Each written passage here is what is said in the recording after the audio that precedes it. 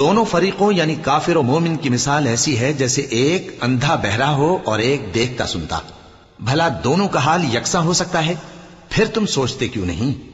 اور ہم نے نوح کو ان کی قوم کی طرف بھیجا تو انہوں نے ان سے کہا کہ میں تم کو کھول کھول کر ڈر سنانے اور یہ پیغام پہنچانے آیا ہوں کہ اللہ کے سوا کسی کی عبادت نہ کرو، مجھے تمہاری نسبت دردناک عذاب کا خوف ہے.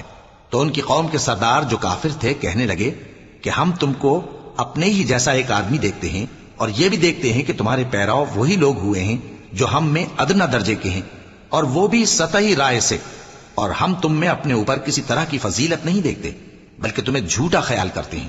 فرمایا کہ اے قوم دیکھو تو اگر میں اپنے پروردگار کی طرف سے دلیل روشن رکھتا ہوں اور اس نے مجھے اپنے ہاں سے رحمت بخشی ہو جس کی حقیقت تم سے پوشیدہ ہو گئی ہے، تو کیا ہم اس کے لیے تمہیں مجبور کر سکتے ہیں جبکہ تم اس سے ناخوش ہو؟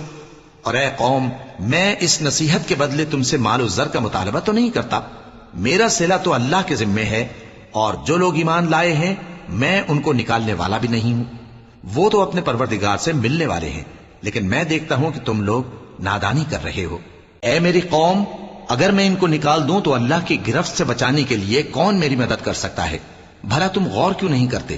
اور میں نہ تم سے یہ کہتا ہوں کہ میرے پاس اللہ کے خزانے ہیں، اور نہ یہ کہ میں غیب جانتا ہوں، اور نہ یہ کہتا ہوں کہ میں فرشتہ ہوں، اور نہ ان لوگوں کی نسبت جن کو تم حقارت کی نظر سے دیکھتے ہو یہ کہتا ہوں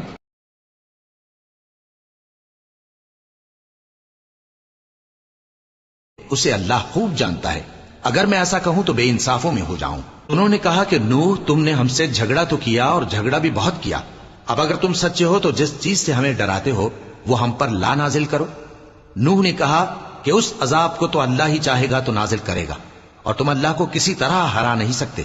اور اگر میں یہ چاہوں کہ تمہاری خیر خواہی کروں اور اللہ یہ چاہے کہ تمہیں گمراہ رہنے دے تو میری خیر خواہی تم کو کچھ فائدہ نہیں دے سکتی.